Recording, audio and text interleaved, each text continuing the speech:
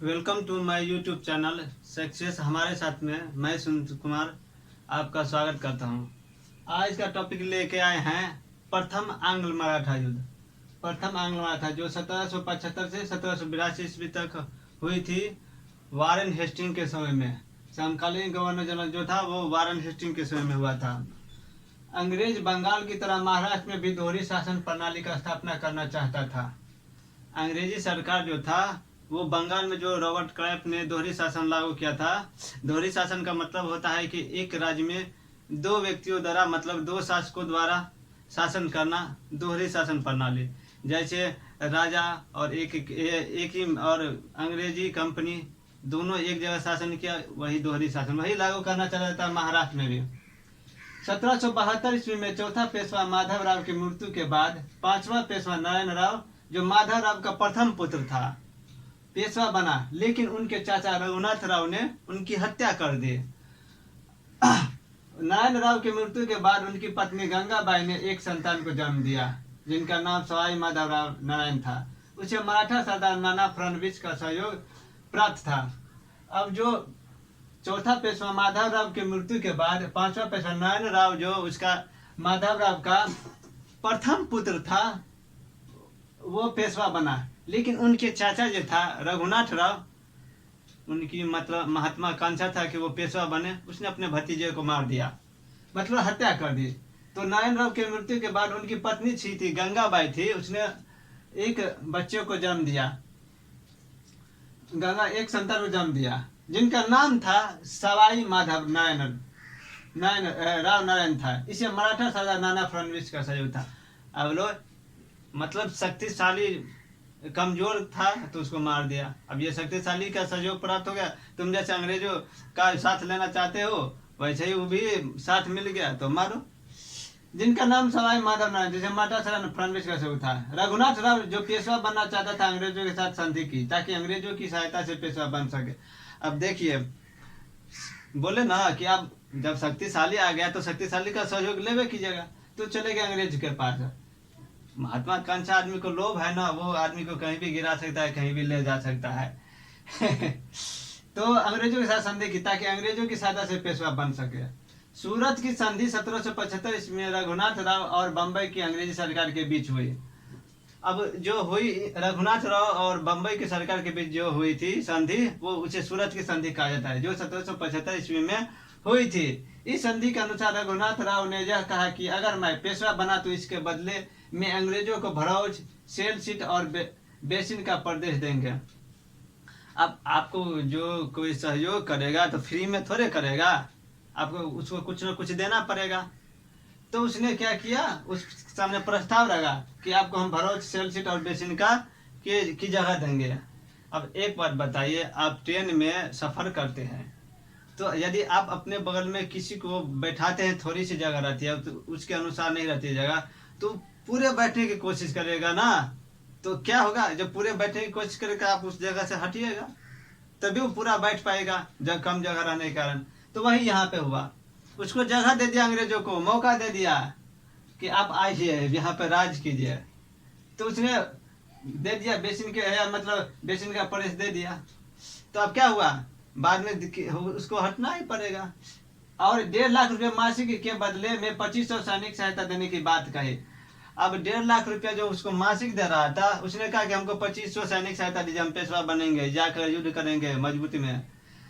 Raghunath Rao company की सेना के सहयोग से पूना की तरफ बढ़ा। 18 मई 1775 ईस्वी को माही नदी और आनंद नामक डंगर के बीच फारस के मैदान में पूना के सिपाहियों के साथ संघर्ष किया और उसे हरा दिया। बहुत बढ़िया बात है, हरा दिया।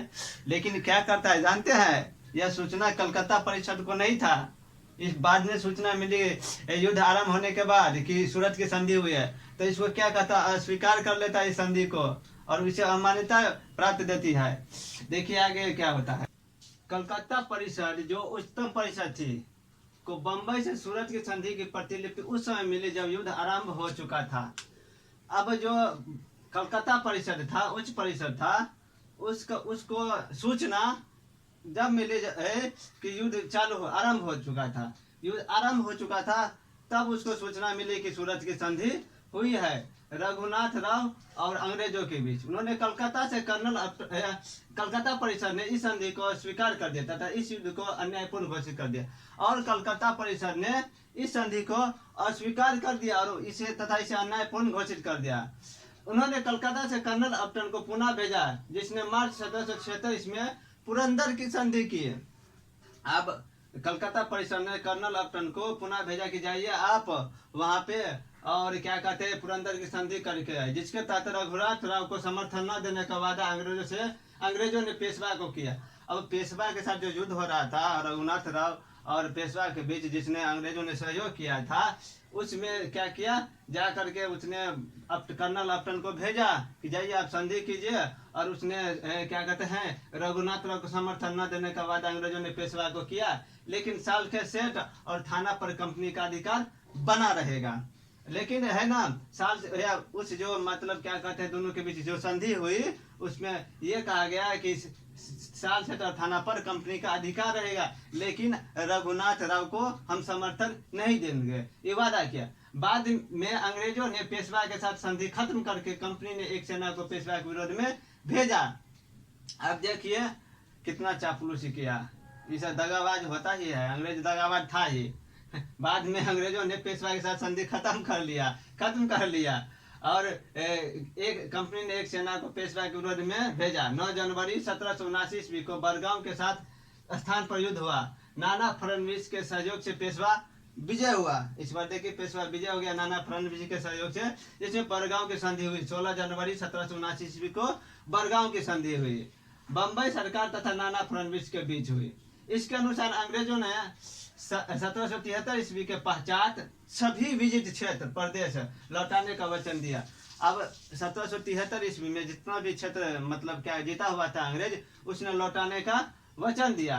यह संधि अंग्रेजों के लिए बहुत अपमानजनक थी और उसको क्या हुआ, सब कुछ लौटाना पड़ा, तो उसको अपमान हुआ कि भाई हम कैसे हार गए, उसको सब पूरा हमको लौटाना पड़ा, मतलब अपमानजनक महसूस हुआ।